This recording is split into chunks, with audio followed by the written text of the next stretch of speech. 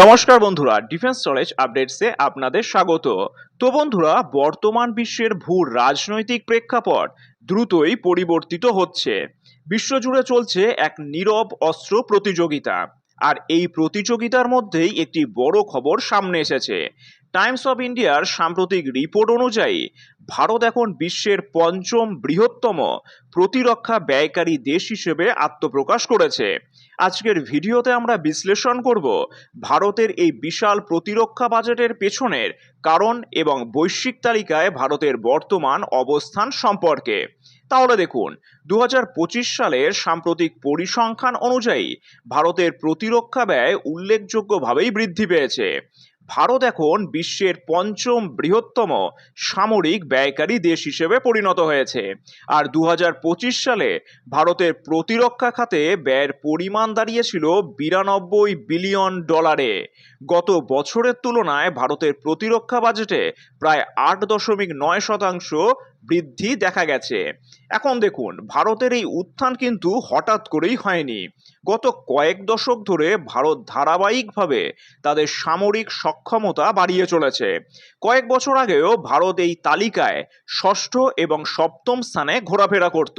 বিশেষ করে Stockholm international piece research institution অর্থাৎ সিপ্রির পূর্ববর্তী রিপোর্টগুলোতে ভারত প্রায়ই সৌদি আরব এবং যুক্তরাজ্যের নিচে অবস্থান করত। তবে 2024-25 অর্থ বছর থেকে ভারত কৌশলগতভাবে তার প্রতিরক্ষা বাজেট বাড়িয়ে যুক্তরাজ্য এবং সৌদি আরবের মতন দেশগুলোকে পেছনে ফেলে পঞ্চম স্থানে উঠে এসেছে।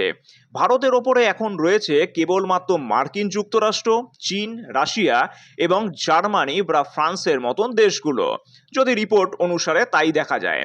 ভারত কেন প্রতিরক্ষা খাতে এত বিরাট খরচ করছে, এর পেছনেও কিন্তু কিছু কারণ রয়েছে। তাহলে দেখুন, চীন ও পাকিস্তানের সাথে দীর্ঘস্থায়ী সীমান্ত বিরোধের কারণে ভারতকে সর্বদা উচ্চ সতর্কতায় থাকতে হয়।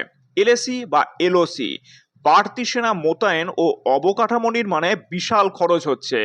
পুরনো আমলের সোভিয়েত বা রুশ অস্ত্রশস্ত্রের বদলে এখন আধুনিক প্রযুক্তির ড্রোন, মিসাইল ডিফেন্স সিস্টেম যেমন S-400 এবং রাফাল ফাইটার জেটের মতন অত্যাধুনিক সরঞ্জাম কেনা হচ্ছে। ভারত এখন আমদানির চেয়ে দেশীয় প্রযুক্তিতে অস্ত্র তৈরিতে জোর দিচ্ছে, যেমন তেজস ফাইটার জেট, INS বিক্রান্তের মতন প্রজেক্টগুলোতে বিপুল বিনিয়োগ করা হচ্ছে। সারা বিশ্বে বর্তমানে অস্থিতিশীল পরিবেশ বিরাজ করছে। এই অবস্থায় নিজেদের সার্বভৌমত্ব রক্ষায় ভারত প্রতিরক্ষা বাজেট বাড়াতে বাধ্য হয়েছে। পুরো বিশ্বের সামরিক ব্যয় এখন কিন্তু আকাশচুম্বী। মার্কিন যুক্তরাষ্ট্র এবং চীনের এই তালিকায় যোজন যোজন এগিয়ে থাকলেও ভারত যেভাবে তার ব্যয় বাড়িয়েছে তা দক্ষিণ এশিয়ায় শক্তিসাম্য রক্ষায় বড় ভূমিকা পালন করবে।